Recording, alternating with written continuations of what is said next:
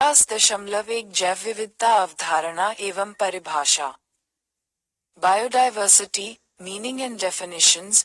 जैव विविधता का सामान्य अर्थ होता है किसी भी विस्तृत क्षेत्र की पर्यावरणीय दशाओं में पौधों एवं जंतुओं के समुदायों के जीवों की प्रजातियों स्पीशीज ऑफ ऑर्गेनिजम्स की विविधता वैरायटी।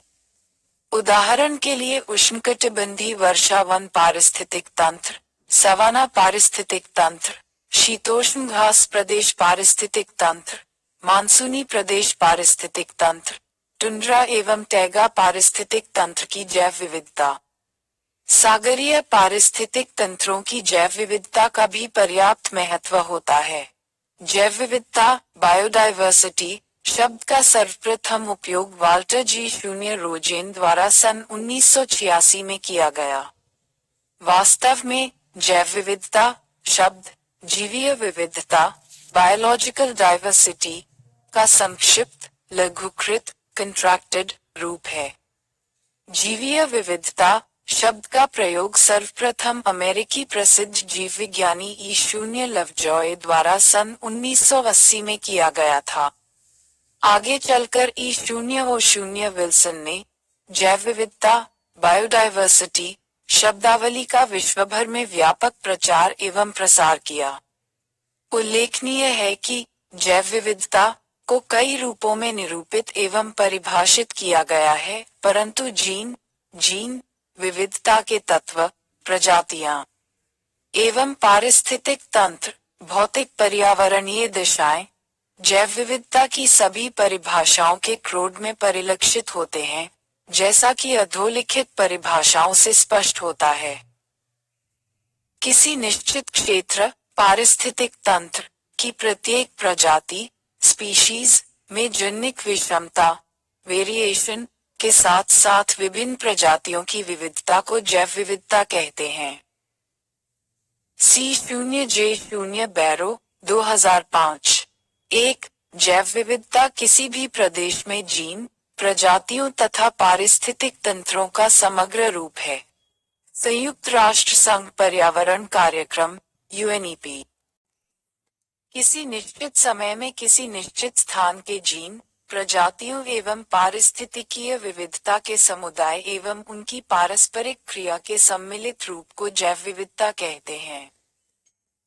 D0 कैस्ट्री 1996। 3 जैव विविधता को जीवन की विविधता के रूप में परिभाषित किया जा सकता है, जिसके अंतर्गत जीवों में की विभिन्नता एवं विविधता के समग्र रूप तथा उन पारिस्थितिकीय संकुलों इकोलॉजिकल कॉम्प्लेक्सेस जिनके अंतर्गत विभिन्न जीव रहते हैं तथा जिनमें पारिस्थितिक तंत्र या समुदाय विविधता प्रजाति विविधता एवं जेनेटिक विविधता होती है को सम्मिलित किया जाता है। Y0 एंजानेयुलू 2004। 4 जैव विविधता की उपर्युक्त चार परिभाषाओं से स्पष्ट होता है कि जैव विविधता के चार प्रमुख तत्व हैं: जीन प्रजाति पारिस्थितिक तंत्र क्षेत्र तथा समय। अतः जैव विविधता को जनिक प्रजाति पारिस्थितिक तंत्र एवं कालिक परिवर्तनों टेम्परल वेरिएशंस के संदर्भ में देखा जाता है। अतः जैव विविधता को अंतिम रूप में निम्न प्रकार से परिभाषित किया जा सकता है: किसी भी निश्चित क्षेत्र या प्रदेश या पारिस्थितिक तंत्र में जीन प्रजाति एवं आवास पारिस्थितिक तंत्र की विविधता एवं समय के संदर्भ में जीवित जीवों के प्रकार उनकी विभिन्नता एवं परिवर्तनशीलता को जैव विविधता कहते हैं। जैव विविधता में स्थानिक स्पेशल एवं कालिक टेम्परल परिवर्तन होते रहते हैं। 50.2 जैव विविधता के तत्व। सविंद्र सिंह 2007। 5 उपर्युक्त विवेचनों के आधार पर जैव विविधता के निम्न तत्वों एलिमेंट्स का निर्धारण किया जा सकता है: ग्रेटर दैन जेनेटिक विभिन्नता जेनेटिक वेरिएशन किसी निश्चित पारिस्थितिक तंत्र की जीवीय विभिन्नता की समृद्धि का निर्धारण करती है, क्योंकि जेनेटिक विभिन्नता उस पारिस्थितिक तंत्र या प्रदेश की प्रजातियों की आबादी पॉपुलेशन के अंदर एवं दो प्रजातियों के जीवों के मध्य प्रजातियों के पुनर्जनन रिप्रोडक्शन की प्रकृति एवं प्रक्रिया उत्पादकता पर्यावरणीय दशाओं के साथ अनुकूलन अडैप्टेशन सहोपकारिता म्यूचुअलिज्म जीवन क्षमता वायबिलिटी आदि का निर्धारण करती है। ग्रेटर देन प्रजाति विभिन्नता स्पीशीज वेरिएशंस का सामान्य अर्थ होता है किसी निश्चित पारिस्थितिक तंत्र के पौधों जंतुओं एवं सूक्ष्म जीवों माइक्रो ऑर्गेनिजम्स के समुदायों की प्रजातियों की विभिन्नता। प्रजातियों के प्रकार वैरायटी एवं उनकी विभिन्नता वेरिएशन किसी प्रदेश की जैव विविधता की समृद्धि या निर्धनता पारिस्थितिक तंत्र की स्थिरता एवं पारिस्थितिक तंत्र के संतुलन को निर्धारित करती है। किसी भी प्राकृतिक पारिस्थितिक तंत्र में जीवों की प्रजातियों के प्रकार जितने ही अधिक होंगे प्रजातियों की संख्या जितनी ही अधिक होगी आहार श्रृंखला उतनी ही अधिक लंबी एवं जटिल होगी परिणामस्वरूप जैव विविधता अत्यधिक समृद्ध होगी तथा पारिस्थितिक तंत्र उतना ही अधिक स्थिर होगा, अन्यथा विपरीत स्थिति होगी। ग्रेटर देन कालिक विभिन्नता टेम्परल वेरिएशन का अर्थ होता है जैविक समुदायों के अनुक्रमिक विकास सक्सेशनल डेवलपमेंट में विभिन्न समय अवधि किसी भी प्रदेश की जैव विविधता को सदैव समय कारक टीमल फैक्टर के संदर्भ में देखा जाता है, अर्थात ये देखा जाता है कि अमुक प्रदेश के जैविक समुदायों का विगत काल में क्या स्वरूप रहा है, वर्तमान समय में क्या स्वरूप है तथा भविष्य में कैसा स्वरूप होगा। यहाँ पर हम प्रजातियों के उद्भवन एवोल्यूशन तथा विलोपन एक्सटिंक्शन की विभिन्न प्रक्रियाओं का भी अध्ययन करते हैं। ग्रेटर देन पारिस्थितिक तंत्र विभिन्नता इकोसिस्टम वेरिएटियन का संबंध विभिन्न प्रकार के प्राकृतिक पारिस्थितिक तंत्रों से होता है। इनमें से प्रत्येक पारिस्थितिक तंत्र के जैविक समुदायों एवं भौतिक पर्यावरण की दिशाएं एक दूसरे से अलग होती हैं। वास्तव में पारिस्थितिक तंत्र विभिन्नता का अर्थ आवास विभिन्नता हैबिटेट वेरिएशन से होता है जिसके अंतर्गत विभिन्न पारिस्थितिकीय प्रक्रियाएं क्रियाशील होती हैं। 50.3 जैव विविधता के प्रकार। जैव विविधता के उपर्युक्त तत्वों के आधार पर उसे निम्न 3 प्रकारों में विभाजित किया जाता है। 1. जनिक विविधता 2. प्रजाति विविधता तथा 3. पारिस्थितिक तंत्र या आवास विविधता। 1. जनिक जैव विविधता जेनेटिक बायोडायवर्सिटी जनिक विविधता को पौधों एवं जंतुओं की प्रजातियों के जीन्स के स्तरों पर विभिन्नता एवं अंतर के रूप में देखा जाता है। वास्तव में जीन की विभिन्नता प्रजातियों में विभिन्नता को तथा प्रजातियों की विभिन्नता की मात्रा जैव विविधता की समृद्धि या निर्धनता को निर्धारित करती है। D0R0 बाटिश 2006 के अनुसार किसी प्रजाति में अधिक जनिक विविधता होने पर उस प्रजाति के एकाकी जीवों में पर्यावरणीय दशाओं के साथ अनुकूलन की क्षमता अधिक होती है तथा जीवों में विभिन्नता भी अधिक होती है। न्यून जनिक विविधता होने पर प्रजातियों में समरूपता होती है, परिणामस्वरूप प्रजातियों के जीवों में पर्यावरण में होने वाले परिवर्तनों के प्रति दुर्बलता अधिक हो जाती है। अर्थात यदि प्रजातियों में विविधता के बजाय एकरूपता यूनिफॉर्मिटी अधिक होती है तो जीव पर्यावरण में होने वाले परिवर्तनों के साथ अपने को अनुकूलित तथा समायोजित नहीं कर पाते हैं, परिणामस्वरूप विनष्ट हो जाते हैं। 2. प्रजाति जैव विविधता स्पीशीज बायोडायवर्सिटी। प्रजाति जैव विविधता का सामान्य अर्थ होता है किसी निश्चित पारिस्थितिक तंत्र के जीवीय समुदायों पौधों तथा जंतुओं के समुदायों की प्रजातियों के प्रकार वैरायटी तथा उनकी परिवर्तनशीलता वेरिएबिलिटी। उल्लेखनीय है कि सामान्य रूप में प्रजाति विविधता को जैव विविधता के समानार्थी के रूप में लिया जाता है, क्योंकि किसी पारिस्थितिक तंत्र में जीवित जीवों, पौधों एवं जंतुओं के विभिन्न प्रकारों की संख्या तथा प्रकार ही को प्रजाति विविधता कहते हैं। ज्ञातव्य है कि प्रजाति विविधता का आकार ही अमुक पारिस्थितिक तंत्र, यथा विषुवतरेखीय वर्षा वन पारिस्थितिक तंत्र, मानसूनी पर्णपाती वन पारिस्थितिक तंत्र, सवाना पारिस्थितिक तंत्र आदि की आहार श्रृंखला, फूड चेन्स, को दीर्घ या लघु बनाता है, और यही आहार श्रृंखला जैव विविधता के स्वरूप, समृद्ध या निर्धन, को निश्चित करती है। प्रजाति विविधता जितनी ही अधिक होगी, आहार श्रृंखला उतनी ही दीर्घ होगी, जिस कारण जैव विविधता भी उतनी ही समृद्ध होगी। इसका प्रमुख उदाहरण विषुवतरेखीय वर्षा वन है, जो जैव विविधता हॉटस्पॉट कहा जाता है, क्योंकि यह विश्व का सर्वाधिक जैव विविधता वाला पारिस्थितिक तंत्र है। 3. पारिस्थितिक तंत्र जैव विविधता, इकोसिस्टम बायोडाइवर्सिटी। चूंकि पारिस्थितिक तंत्र जीवीय समुदायों के आवासों, हैबिटाट्स, तथा निकेतों, नीशेस, के प्रकारों, प्रत्येक पारिस्थितिक तंत्र में क्रियाशील जीवीय प्रक्रियाओं आदि को निर्धारित करता है, तथा ये सभी बदले में विभिन्न पारिस्थितिक तंत्रों में प्रजातियों के प्रकारों एवं उनकी संख्या को निर्धारित करते हैं। अतः जैव विविधता का पारिस्थितिक तंत्र के स्तर भी अध्ययन किया जाता है। उदाहरण के लिए विषुवतरेखीय वर्षा वन पारिस्थितिक तंत्र की जैव विविधता, प्रवाल भित्ति पारिस्थितिक तंत्र की जैव विविधता, एस्चुअरी पारिस्थितिक तंत्र की जैव विविधता, घास प्रदेश पारिस्थितिक तंत्र की जैव विविधता आदि।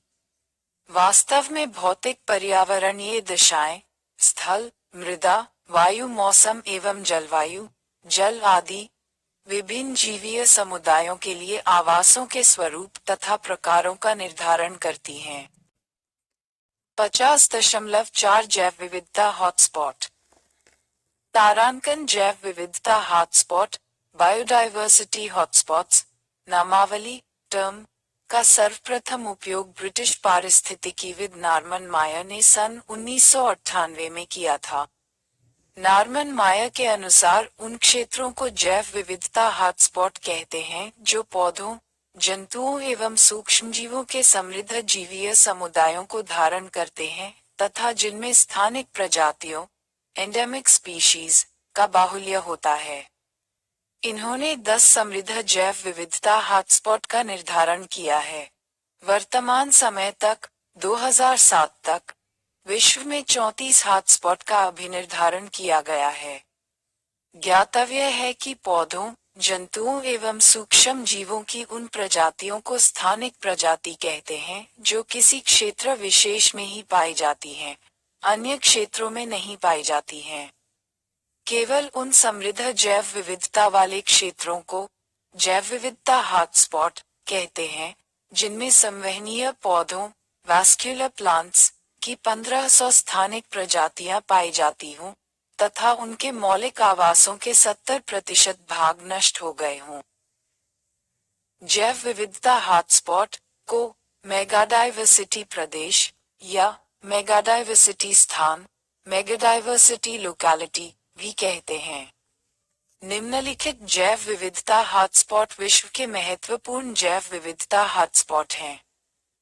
अमेजोनिया, मलेशिया प्रायद्वीप, न्यूजीलैंड, मेडागास्कर, दक्षिण अफ्रीका, U0 ऑस्ट्रेलिया, बोर्नियो, पश्चिमी अफ्रीका, भारत का पश्चिमी घाट, फिलीपाइन, उष्णकटिबंधीय एंडीज, जिसके अंतर्गत Venezuela, Colombia, Ecuador, Peru, Bolivia आदि आते हैं। पूर्वी इंडोनेशिया, वेलेसिया, एंटीलीज, ब्राजील का सेनराडो, द0 ऑस्ट्रेलिया, पूर्वी हिमालय, तस्मानिया, पूर्वी रूमसागरीय प्रदेश, पोलिनेशिया तथा माइक्रोनेशियन द्वीप, हवाई आदि। भारत में 3 जैव विविधता हॉटस्पॉट पाए जाते हैं।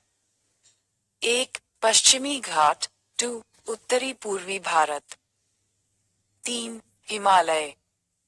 एक, हिमालय जैव विविधता हॉटस्पॉट प्रदेश के अंतर्गत भारत के उत्तराखंड, सिक्किम, अरुणाचल प्रदेश एवं उपहिमालयी पश्चिमी बंगाल, नेपाल, भूटान तथा चीन के यूनान प्रांत के समृद्ध जीवीय समुदायों को सम्मिलित किया जाता है।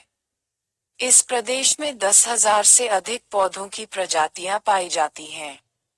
इनमें से 32% पादप प्रजातियां स्थानिक एंडेमिक हैं। अकेले सिक्किम, भौगोलिक क्षेत्रफल 7,298 वर्ग किमी शून्य में 4,200 पादप प्रजातियां प्लांट स्पीशीज पाई जाती हैं, जिनमें से 60% स्थानिक हैं। हिमालयी पारिस्थितिक तंत्र के भारतीय प्रदेशों में 5,800 से अधिक पादप प्रजातियां पाई जाती हैं, जिनमें से 36% प्रजातियां स्थानिक हैं। नेपाल में 7,000 से अधिक पौधों की इक्वल प्रजातियां हैं, जिनका 8% स्थानिक प्रजातियों का है। भूटान की लगभग 5,000 पादप प्रजातियों में से 15% स्थानिक प्रजातियां हैं।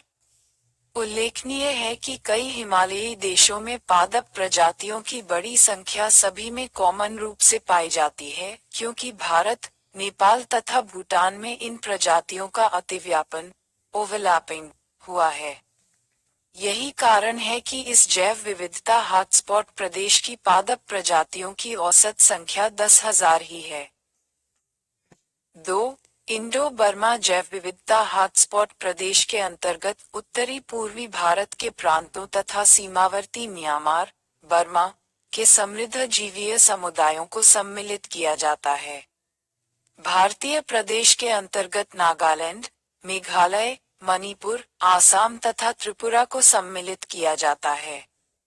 समृद्ध पादप प्रजातियों के अलावा इस प्रदेश में ताजे जल के जंतुओं, पक्षियों की अनेक प्रजातियां तथा अन्य स्थानिक जंतु प्रजातियां एंडेमिक एनिमल स्पीशीज पाई जाती हैं। 3. पश्चिमी घाट जैव विविधता हॉटस्पॉट प्रदेश में पाई जाने वाली समस्त पादप प्रजातियों का 52% भाग स्थानिक प्रजातियों का है। पश्चिमी घाट पारिस्थितिक तंत्र का विस्तार महाराष्ट्र, कर्नाटक, तमिलनाडु तथा केरल प्रांतों के पश्चिमी भागों पर पाया जाता है। एक्सथीमलाई पहाड़ी तथा साइलेंट घाटी, नई अन्नाम्बल रिजर्व बेसिन इस प्रदेश के अति महत्वपूर्ण समृद्ध जैव विविधता क्षेत्र हैं। इस प्रदेश में सदाबहार तथा पर्णपाती वनों के पौधों की कई स्थानिक प्रजातियां पाई जाती हैं, परंतु निर्वनीकरण एवं कई विकासीय परियोजनाओं के क्रियान्वयन के कारण इस प्रदेश के आवासों, हैबिटाट्स एवं जैव विविधता को त्वरित दर से विनष्ट होने का खतरा उत्पन्न हो गया है। परिणामस्वरूप पौधों एवं जंतुओं, यथा एशियाई हाथी की दुर्लभ प्रजातियां संकटापन्न हो गई हैं। 50.5 जैव विविधता का महत्व। जैव विविधता के महत्व का आकलन पौधों, जंतुओं एवं सूक्ष्म जीवों के जीवीय समुदायों से प्रत्यक्ष या अप्रत्यक्ष रूप से मिलने वाले लाभों के संदर्भ में किया जाता है। वर्तमान समय में पारिस्थितिकीय अर्थशास्त्र के रूप में एक नए विषय का अभ्युदय हुआ है, जिसके अंतर्गत पारिस्थितिकीय संसाधनों से मिलने वाली आर्थिक, पारिस्थितिकीय, पर्यावरणीय तथा सामाजिक, मानवीय सेवाओं एवं लाभों का अध्ययन किया जाता है। इसके अलावा पारिस्थितिक संसाधन, अतः जैव विविधता राजनैतिक एवं धार्मिक दृष्टि से भी महत्वपूर्ण है। जैव विविधता का मान नियतन, वैल्यू असाइनमेंट के लिए 2 आधारों पर निम्न 2 उपागम अप्रोचेस प्रचलित हैं। वी जैव विविधता मान के आधार अथवा आर्थिक मान आधार, इकोनॉमिक वैल्यू बेसिस। पारिस्थितिकीय मान आधार, इकोलॉजिकल वैल्यू बेसिस। प्रत्यक्ष मान या प्रत्यक्ष उपयोग मान, डायरेक्ट वैल्यू और डायरेक्ट यूज वैल्यू। अप्रत्यक्ष मान या निरुपयोग मान, इनडायरेक्ट वैल्यू और नॉन यूज वैल्यू। प्रत्यक्ष उपयोग मान, डायरेक्ट यूज वैल्यू, जीवीय समुदायों, पौधों एवं जंतुओं, से मिलने वाली प्रत्यक्ष उपयोगी वस्तुओं या पारिस्थितिकीय उत्पादों यथा खाद्य पदार्थ, बीज, लकड़ी, चमड़ा, फर आदि के मान के नियतन असाइनमेंट ऑफ वैल्यू को प्रत्यक्ष उपयोग मान कहते हैं। जीवीय समुदायों से प्रत्यक्ष रूप से मिलने वाले ऐसे लाभों को आर्थिक लाभ या वास्तविक लाभ टैंजिबल बेनिफिट्स भी कहते हैं। इनका सीधे तौर पर उपभोग एवं उपयोग किया जाता है। अप्रत्यक्ष उपयोग मान इनडायरेक्ट यूज वैल्यू, इन पारिस्थितिकीय संसाधनों को अप्रत्यक्ष उपयोग मान दिया जाता है जो जीवीय समुदायों से न तो प्रत्यक्ष रूप से प्राप्त होते हैं और न ही उनका सीधे तौर पर उपयोग किया जा सकता है, यथा दृश्यावलोकन, पक्षियों का अवलोकन, जंतुओं का अवलोकन आदि। इन्हें सम्मिलित रूप से पारिस्थितिकी पर्यटन इको टूरिज्म कहते हैं, जिसके अंतर्गत मौलिक पर्यावरण प्रेस्टन और ओरिजिनल एनवायरनमेंट के स्थानों को सम्मिलित करते हैं। उदाहरण के लिए ऐसे वन्य क्षेत्र वाइल्ड एरियाज जो मनुष्य द्वारा न्यूनतम प्रभावित हुए हों। ऐसे वन्य क्षेत्रों को प्राकृतिक जैव स्वर्ग नेचुरल बायो पैराडाइज कहते हैं। सामान्य तौर पर जैव विविधता के लाभों को निम्न श्रेणियों में विभाजित किया जा सकता है। 1. पारिस्थितिकीय सेवाएं लाभ।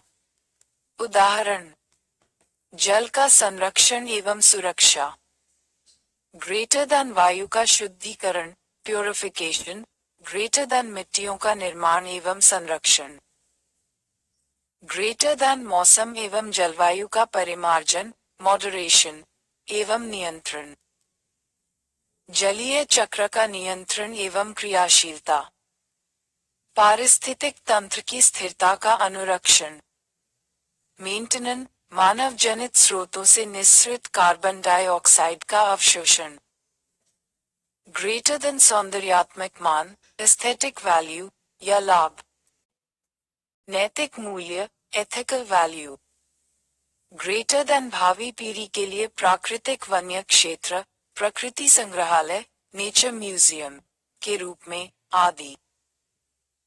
2. आर्थिक सेवाएं लाभ। आहार के स्रोत, वस्त्र, आश्रय शेल्टर्स केवल आदिवासियों के लिए, विटामिन, औषधियां एवं दवाएं जलावन तथा व्यापारिक लकड़ी, ग्रेटर देन स्पोर्ट की सामग्री, पर्यटन, ग्रेटर देन औद्योगिक कच्चा पदार्थ raw materials, greater than genetic भंडार जेनेटिक स्टोर हाउस आदि। उपर्युक्त लाभों के अलावा जैव विविधता का राजनैतिक एवं धार्मिक महत्व भी होता है, क्योंकि विभिन्न राष्ट्रों की राजनैतिक स्थिरता, अस्थिरता, कूटनीतिक संबंध, धार्मिक आस्था आदि उनके जैविक संसाधनों एवं जैव विविधता से संबंधित होती है। समृद्ध जैव विविधता वाले विकासशील देशों तथा उनके उपयोग के लिए लालायित विकसित देशों के बीच जैविक संसाधनों के संपदा अधिकार प्रॉपर्टी राइट तथा पेटेंट अधिकार को लेकर उपजे विवादों के कई मामले सामने आ चुके हैं। बायोटेक्नोलॉजी में हुई प्रगति ने जैव विविधता को और अधिक सार्थक एवं महत्वपूर्ण बना दिया है। सन 1992 में प्रथम पृथ्वी सम्मेलन रियो सम्मेलन के दौरान जैव विविधता के महत्व एवं संरक्षण पर काफी जोर दिया गया था। इस पक्ष का विवेचन इस अनुभाग के अंत में किया जाएगा। 50.6 जैव विविधता ह्रास क्षय, प्रजाति विलोपन स्पीशीज एक्सटिंक्शन जैव विविधता की हानि लॉस की प्रमुख प्रक्रिया है। किसी प्राकृतिक आवास हैबिटेट कृषित क्षेत्र चिड़ियाघर 200 या संरक्षित क्षेत्र प्रोटेक्टेड एरियाज से जीवीय समुदाय की विशिष्ट प्रजाति के पूर्णतया विलोपन एलिमिनेशन को प्रजाति विलोपन कहते हैं। पृथ्वी पर आर्थिक मानव के अवतरण के पहले प्रजातियों का विलोपन केवल प्राकृतिक प्रक्रियाओं द्वारा ही होता था, परंतु अब मानवजनित प्रक्रिया प्रजातियों के विलोपन की प्रमुख प्रक्रिया बन गई है। उदाहरण के लिए मनुष्य के आर्थिक क्रियाकलापों में बेतहासा वृद्धि के कारण प्रजातियों के विलोपन की दर में सन 1850 के बाद कई गुना वृद्धि हुई है। सन 1650 से सन 1850 के मध्य प्रजातियों के विलोपन की प्रति दशक डेकेड दर 2 से 3 प्रजाति थी, परंतु उसके बाद प्रजातियों के ह्रास की प्रति दशक दर बढ़कर 1000 प्रजाति हो गई। पॉल एरलिख के अनुमान के अनुसार वर्तमान समय में पृथ्वी पर पाई जाने वाली समस्त प्रजातियों, पौधों, जंतुओं तथा सूक्ष्म जीवों की के 1/3 से 2/3 भाग का सन 2050 के अंत तक विलोप हो जाएगा। एक अन्य अनुमान के अनुसार पृथ्वी पर पाई जाने वाली प्रजातियों की ज्ञात संख्या 40,000 है, जिनमें से 10,000 प्रजातियों का मनुष्य के आर्थिक क्रियाकलापों यथा कृषि भूमि में विस्तार, कृषि उत्पादकता में वृद्धि, बांधों एवं जलभंडारों का निर्माण, निर्वनीकरण तथा तीव्र मृदा अपरदन, औद्योगिक विकास, नगरीकरण, पर्यावरण प्रदूषण आदि के कारण प्रतिवर्ष विलोपन हो रहा है। तालिका 24.1 में विगत भूगर्भिक काल में प्राकृतिक प्रक्रियाओं द्वारा जीवीय प्रजातियों के विलोपन को दर्शाया गया है। तालिका 50.1 जीवीय समुदायों का सामूहिक विलोप एक्सटिंक्शन। भूगर्भिक काल 1. ऑर्डोविसियन 2. डिवोनियन 370 मिलियन वर्ष 3.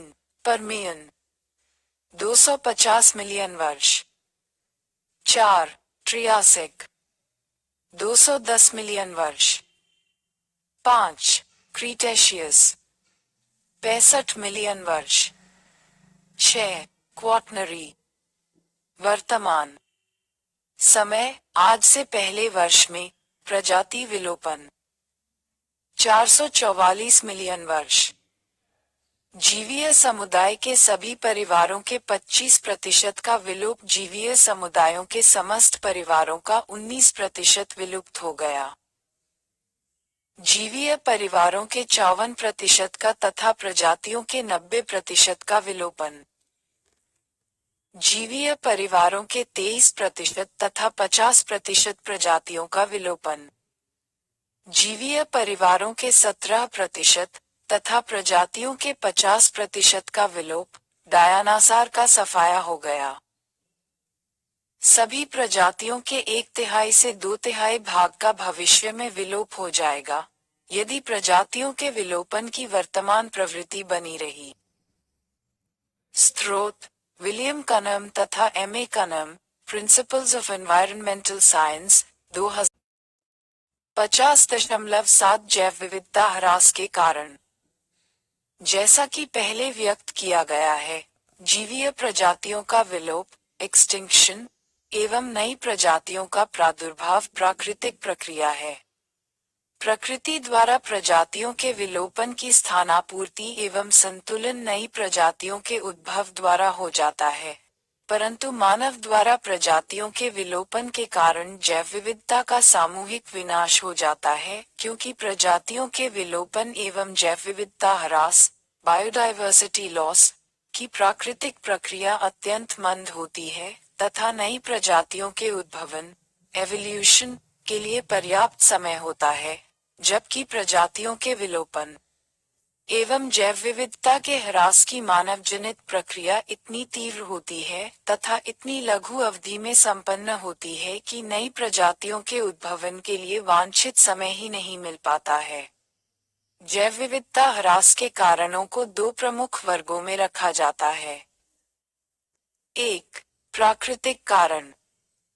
1. जलवायु परिवर्तन। 2. ज्वालामुखी उद्गार। 3. पृथ्वी एवं उल्काओं का टक्कर।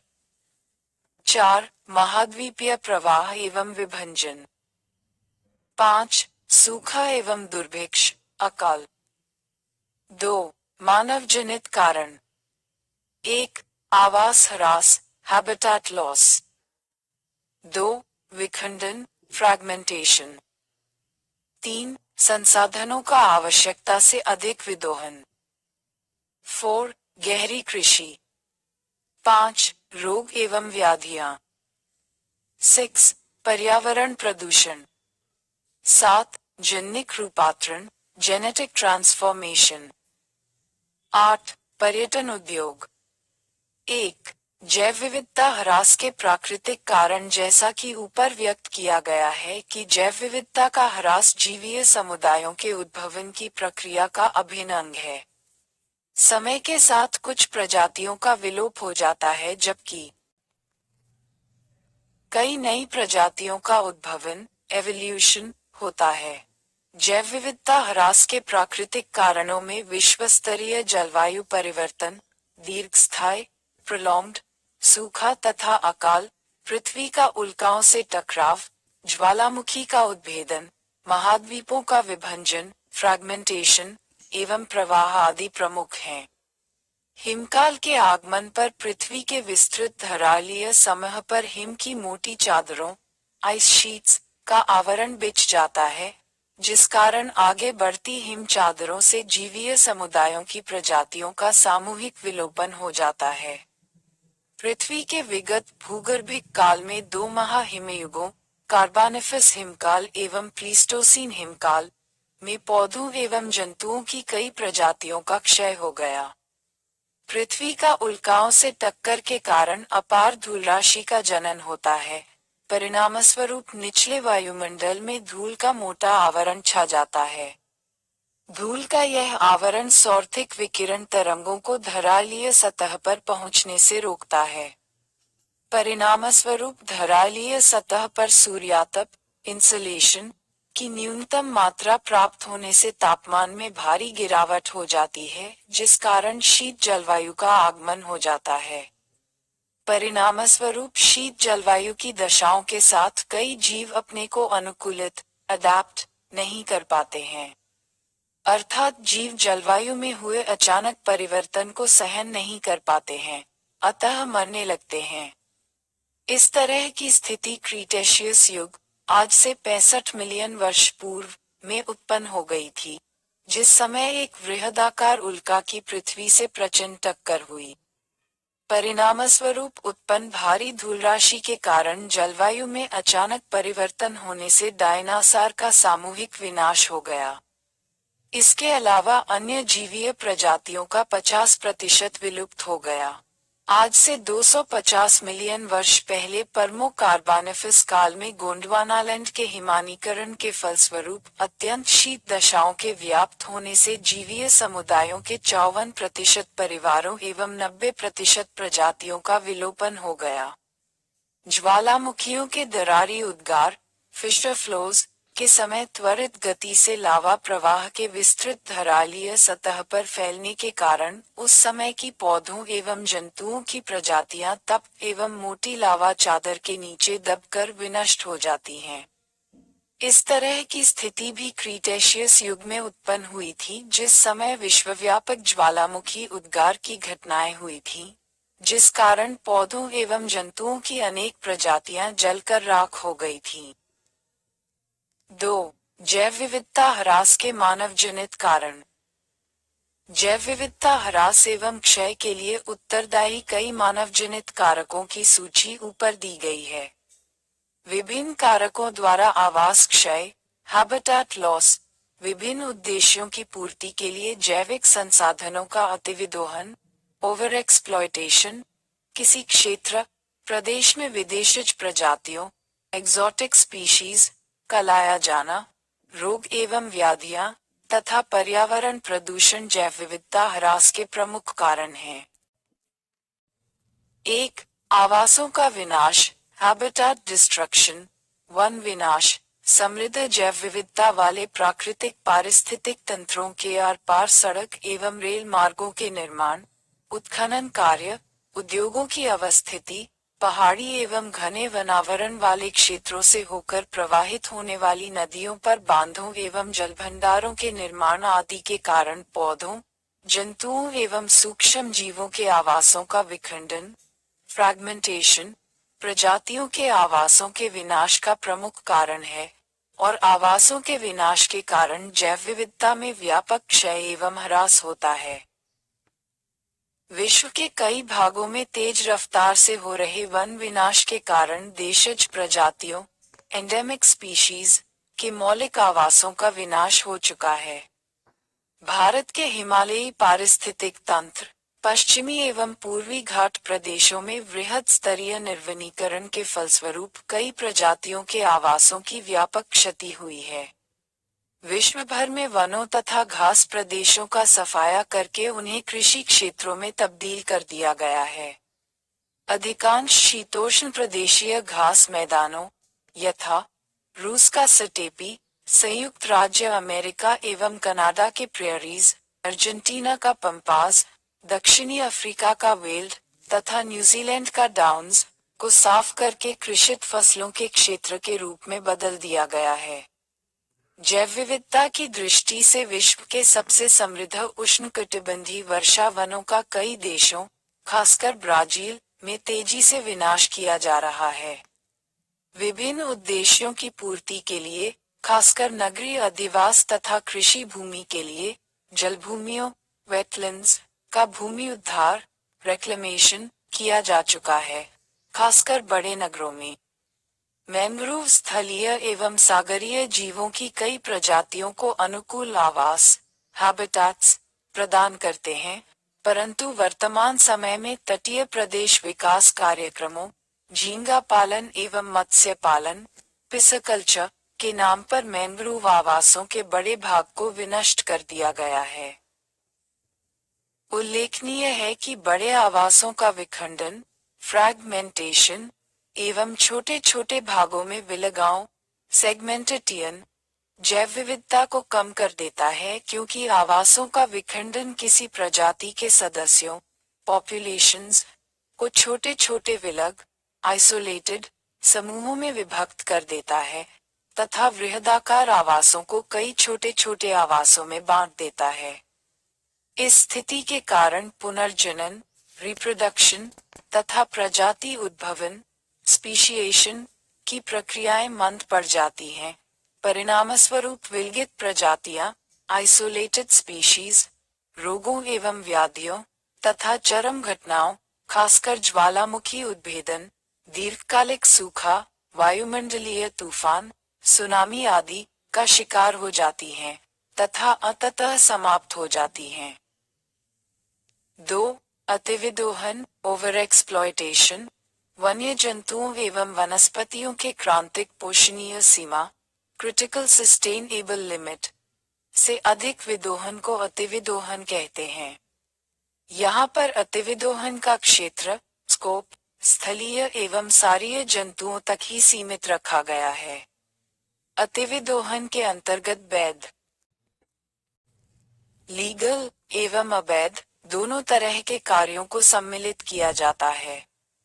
बहुमूल्य वस्तुओं एवं उत्पादों की प्राप्ति के लिए वन्य जंतुओं के शिकार चोरों पोचर्स द्वारा अवैध हनन हंटिंग के कारण विश्व के कई भागों में कई दुर्लभ प्रजातियों का या तो विलोपन एक्सटिंक्शन हो गया है या उनकी संख्या में भारी कमी हो गई है।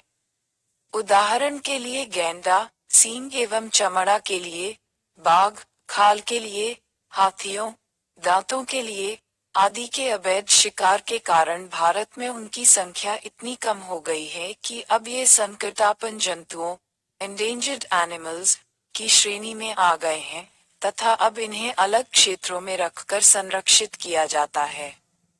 हवेल अब दुर्लभ प्रजातियों की श्रेणी में आ गई है क्योंकि इनका अंधाधुंध शिकार किया गया है। एक समय था जबकि अमेरिकन पैसेंजर कबूतरों की संख्या 3 से 5 बिलियन थी, परंतु अनियंत्रित अतिशिकार ओवरहंटिंग तथा उनके आवासों के विनाश के कारण अब ये पूर्णतया विलुप्त हो गए हैं। इसी प्रकार अमेरिकी जंगली भैंसें, जिनकी सन 1850 में संख्या लगभग 60 मिलियन थी, परंतु 1890 तक ये संख्या घटकर मात्र 400 रह गई। अब ये लगभग विलुप्त हो चुके हैं। मत्स्यन की तकनीकों में प्रगति, ईंधन चालित जलयानों एवं बड़े बड़े ट्रालरों का उपयोग के कारण सागरीय पारिस्थितिक तंत्रों की मछलियों का आवश्यकता से कहीं अधिक विदोहन किया गया है, परिणामस्वरूप या तो मछलियों की कतिपय प्रजातियां समापन के कगार पर पहुंच चुकी हैं, या उनकी पकड़, हार्वेस्ट, में भारी कमी आ गई है। महत्वपूर्ण वाणिज्यिक, कमर्शियल उत्पादों, खासकर फर, चमड़ा, खाल, दांत, सींग आदि की प्राप्ति के लिए वन्य जंतुओं के अवैध शिकार के फलस्वरूप कई जंतु प्रजातियों के अतिविदोहन के कारण जैव विविधता में भारी कमी आई है। तस्करी व्यापार के कारण भी जंतुओं के अवैध शिकार में भारी वृद्धि आई है। 3. विदेशिज प्रजातियों का प्रवेश, इंट्रोडक्शन ऑफ एक्सोटिक स्पीशीज। असमान आवासों वाले सर्वथा विभिन्न पारिस्थितिक तंत्रों में पौधों एवं जंतुओं की विदेशिज प्रजातियों का जानबूझकर या अनजाने में प्रवेश जैव विविधता ह्रास का महत्वपूर्ण कारण है। विभिन्न आवासों में लाए गए विदेशी पौधों ने देशज, नेटिव, पौधों को पोषणीयता सीमा, सस्टेनेबल लिमिट, से परे इतनी क्षति पहुंचाई है कि पौधों की कई देशी प्रजातियां या तो विलुप्त हो गई हैं, या दब गई हैं। द्वीपीय विलगित, आइसोलेटेड, पारिस्थितिक तंत्र विदेशी प्रजातियों के लिए अधिक सुभेद्य, वल्नरेबल, होते हैं। भारत में लैंटाना कमारा को बाड़, हेज, बनाने के लिए लाया गया था, परंतु अब ये देशी पौधों के लिए खतरा बन गया है। कांग्रेस घास, पार्थेनियम हिस्टेरोफोरस, जिसे लोग गाजा घास कहते हैं, कि भारत में अनिश्चित प्रवेश ने कई देशी पौधों को समाप्त कर दिया है।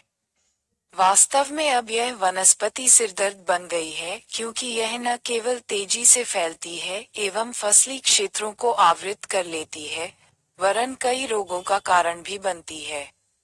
नए आवासों में लाए गए विदेशी पौधे बड़ी तेजी से उगते, बढ़ते एवं फैलते हैं, क्योंकि इनके औपनिवेशीकरण की गति तेज होती है। नए पर्यावरण के साथ ये शीघ्रता से अनुकूलन, अडैप्टेशन, कर लेते हैं, मिट्टी की नमी तथा मृदा के पोषक तत्वों का दक्षतापूर्वक उपयोग कर लेते हैं, तथा देशी पौधों की प्रतिरोधिता, रेजिस्टेंस, कम हो जाती है। उत्तरी अमेरिका में पौधों एवं जंतुओं की विदेशी प्रजातियों की संख्या 4500 को पार कर गई है।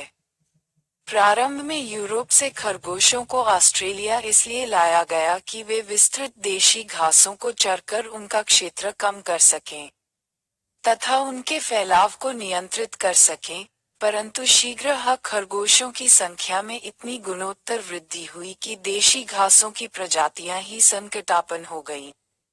खरगोशों की बढ़ती संख्या को नियंत्रित करने के लिए यूरोपीय लोमड़ियों को ऑस्ट्रेलिया लाया गया, जिस कारण नई पारिस्थितिकीय समस्या उत्पन्न हो गई। यूरोप से पक्षियों, खरगोशों एवं हिरणों का न्यूजीलैंड में जानबूझकर लाया जाना, तथा यूरोप से कई प्रकार के पक्षियों का उत्तरी अमेरिका में जानबूझकर प्रवेश कराना जैव विविधता के ह्रास का प्रमुख कारण बन गया। 4.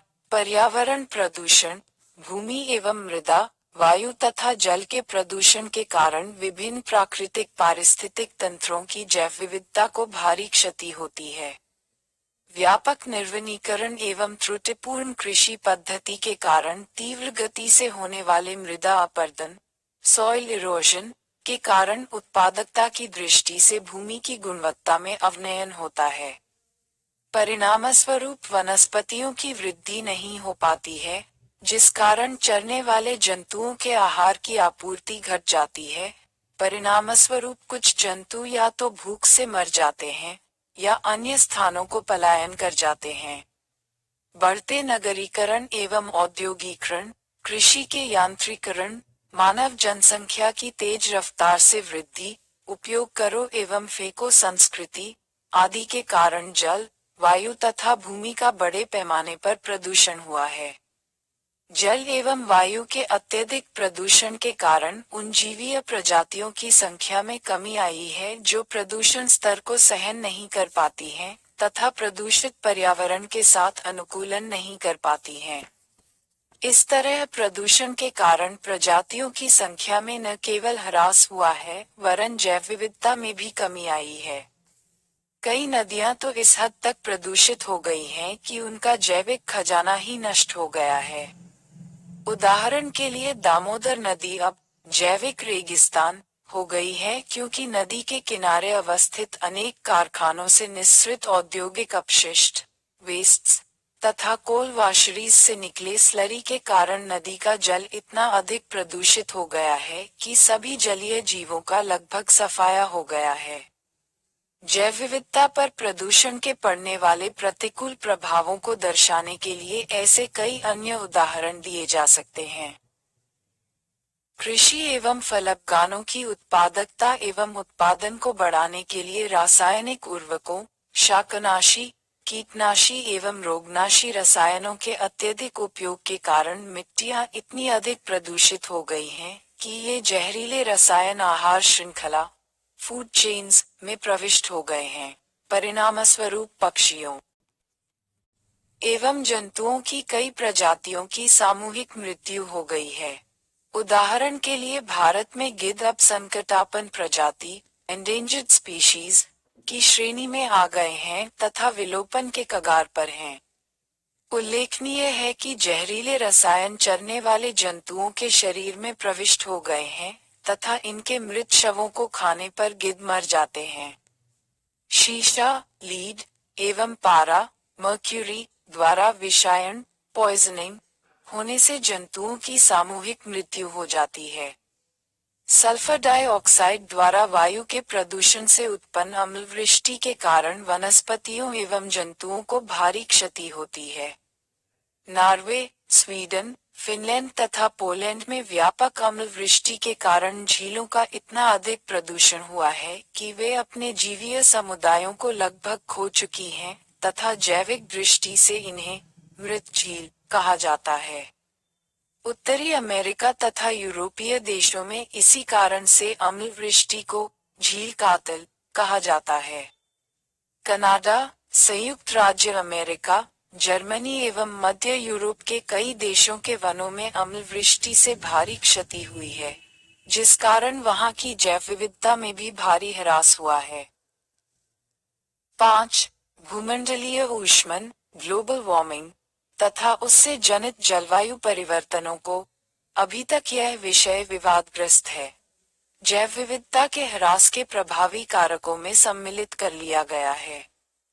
तापमान में वृद्धि का वनस्पति समुदाय पर प्रभाव अब टैगा वनों में परिलक्षित होने लगा है, क्योंकि उसके क्षेत्रफल में संकुचन कमी हो रहा है, जबकि तापमान में वृद्धि के कारण उष्णकटिबंधीय प्रदेशों में वर्षा में वृद्धि का वनों की वृद्धि पर सकारात्मक प्रभाव दिखने लगा है। वैश्विक तापमान में वृद्धि के कारण हिमचादरों के पिघलने से प्राप्त हिमद्रवित जल के कारण सागर तल में वृद्धि होने से छोटे द्वीप जलमग्न हो जाएंगे। परिणामस्वरूप इन द्वीपों के जीवीय समुदाय सदा के लिए विलुप्त हो जाएंगे। सागरीय जल के तापमान में वृद्धि होने से प्रवाल विरंजन कोरल ब्लीचिंग होने लगता है, जिस कारण न केवल प्रवालों की क्षति होती है परंतु प्रवाल भित्तियों कोरल रीफ्स के आवासों में रहने वाले अन्य सागरीय जीवों की प्रजातियां भी विनष्ट हो जाती हैं।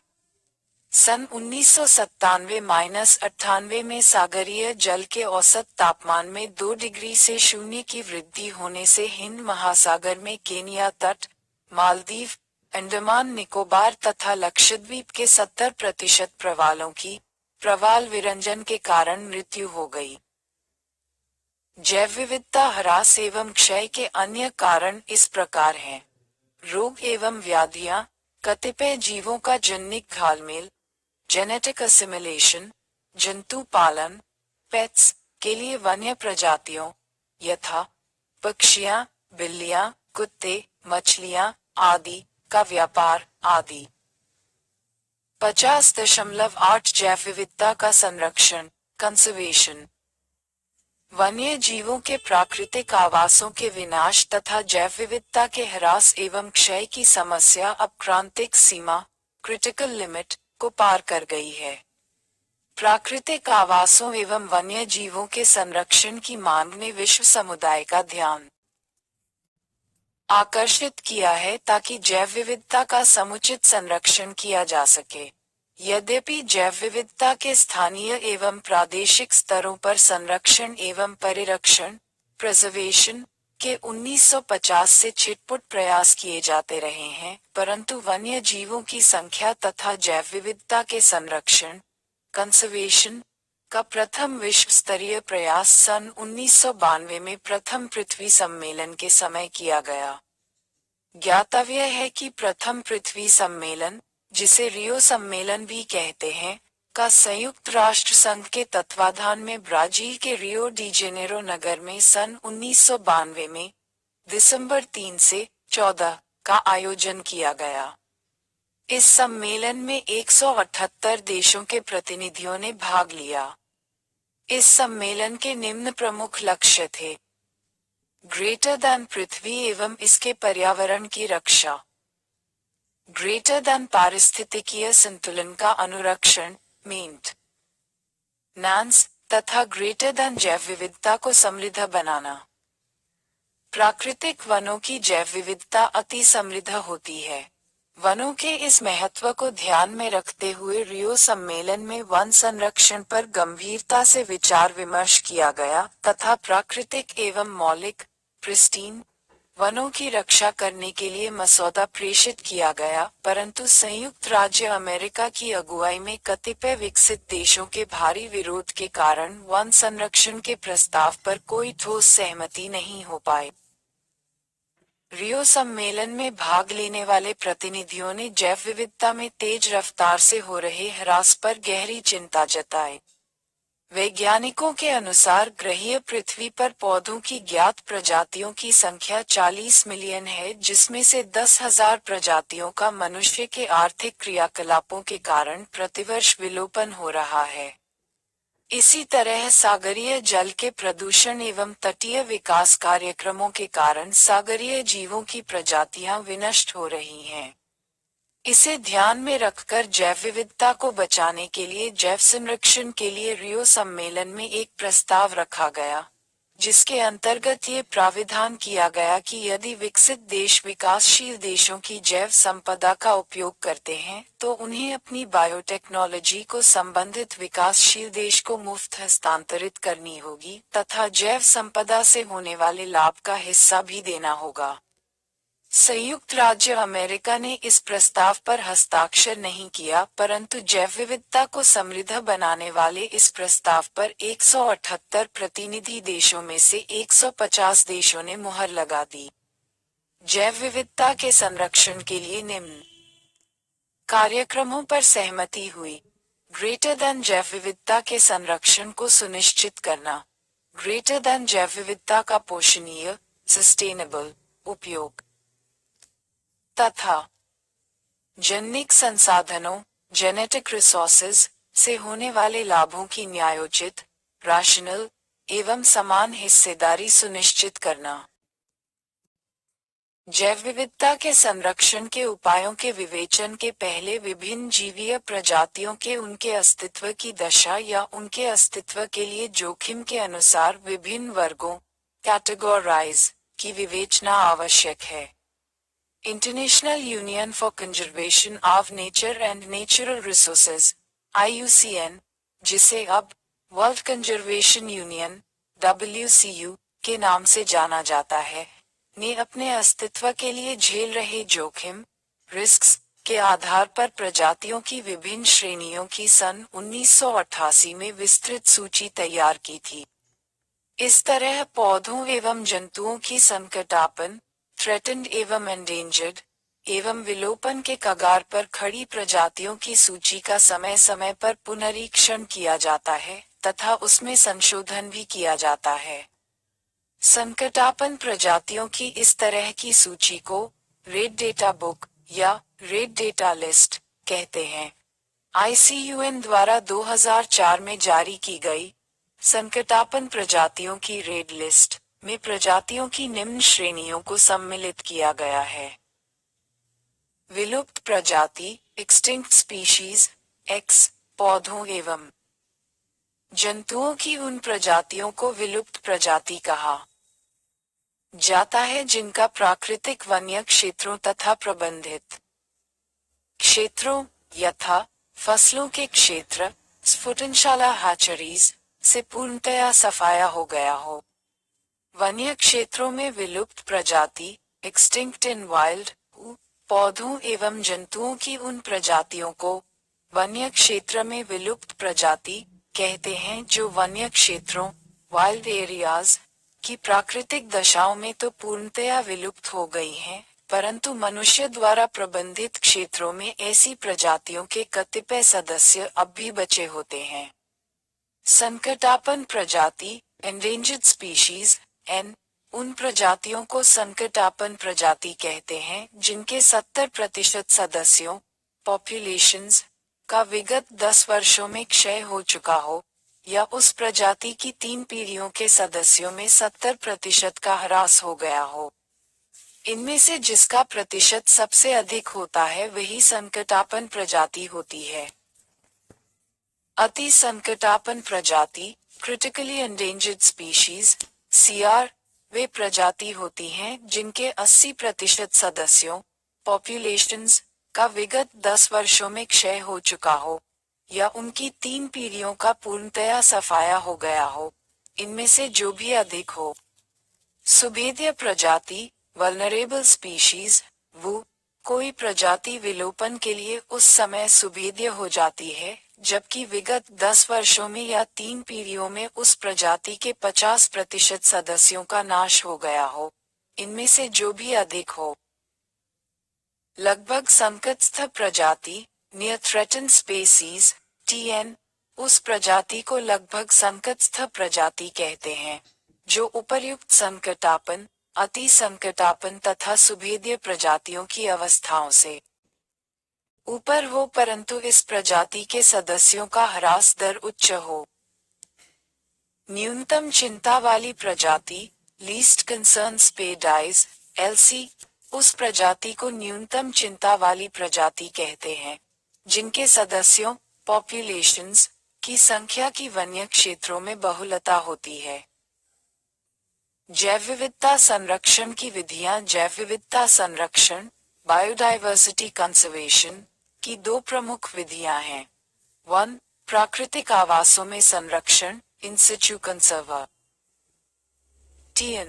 2. प्राकृतिक आवासों से बाहर संरक्षण, एक्स सिचु कंजर्वेशन। 1. प्राकृतिक आवासों में संरक्षण, पौधों एवं जंतुओं की प्रजातियों के उनके मौलिक प्राकृतिक आवासों, वन्य क्षेत्रों, में संरक्षण को प्राकृतिक आवासों में संरक्षण, इन सिचु ऑन साइट कंजर्वेशन, कहते हैं। जैव विविधता संरक्षण की इस विधि के अंतर्गत पौधों एवं जंतुओं की प्रजातियों की विशेष तरह से निर्धारित प्राकृतिक आवासों, यथा प्रकृति आगार, नेचर रिजर्व, या जीवमंडल आगार, राष्ट्रीय उद्यान, पक्षी विहार, बर्ड सैंक्चुअरीज, अभयारण्य, सैंक्चुअरीज, आदि में रक्षा की जाती है। इस तरह के आदि एवं जैविक, पौधे, जंतु तथा सूक्ष्म जीव संघटकों की सम्यक रक्षा की जाती है तथा जैविक एवं अजैविक संसाधनों के विदोहन पर पूर्ण पाबंदी होती है। जीवमंडल आगार, बायोस्फीयर रिजर्व, के विभिन्न पक्षों का इसी अध्याय के अगले अनुभाग 24.2 में विधिवत विवेचन किया जाएगा। उल्लेखनीय है कि भारत में 608 संरक्षित क्षेत्र, प्रोटेक्टेड एरियाज, 95 राष्ट्रीय उद्यान, 500 वन्य जीव अभयारण्य, सैंक्चुअरीज, तथा 13 जीवमंडल आगार हैं जिनमें से 4 को जीवमंडल आगार के अंतर्राष्ट्रीय नेटवर्क में सम्मिलित किया गया है, जिनके नाम इस प्रकार हैं। नीलगिरी जीवमंडल आगार, सन 2000 में मान्यता प्राप्त। मन्नार की खाड़ी जीवमंडल आगार, सन 2001 में मान्यता प्राप्त। सुंदरवन जीवमंडल आगार, सन 2001 में मान्यता प्राप्त। नंदा देवी जीवमंडल आगार, सन 2004 में मान्यता प्राप्त। इन 4 भारतीय जीवमंडल आगारों को संयुक्त राष्ट्र संघ (UNO) के man and biosphere programme (MAB) द्वारा मान्यता प्राप्त है। 2. प्राकृतिक आवासों से बाहर संरक्षण, एक्स सिचु कंजर्वेशन, जैव विविधता के संरक्षण की इस विधि के अंतर्गत पौधों एवं जंतुओं की उनके मौलिक एवं प्राकृतिक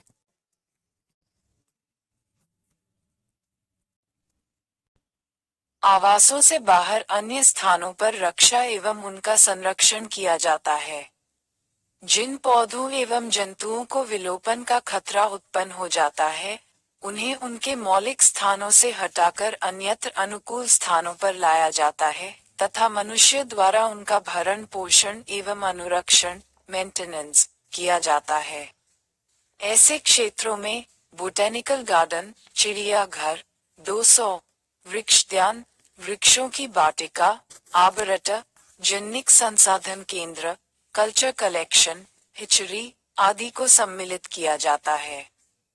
पौधों एवं जंतुओं की जैविक विविधता, जेनेटिक डाइवर्सिटी के पुनर्नवीकरण, रेस्टोरेशन, दुर्लभ एवं संकटस्थ, रेयर एंड एंडेंजर्ड प्रजातियों के बीजों, पौधों के संदर्भ में तथा जन्य द्रव्यों, जर्मप्लाज्म को बीज बैंकों, सीड बैंक्स तथा जन्य द्रव्य बैंकों, जर्मप्लाज्म बैंक्स में रखा जाता है ताकि ऐसी प्रजातियों के जीन्स को संरक्षित किया जा सके। ऐसे भंडारण केंद्रों को जीन बैंक कहा जाता है। 50.9 महत्वपूर्ण परिभाषाएं।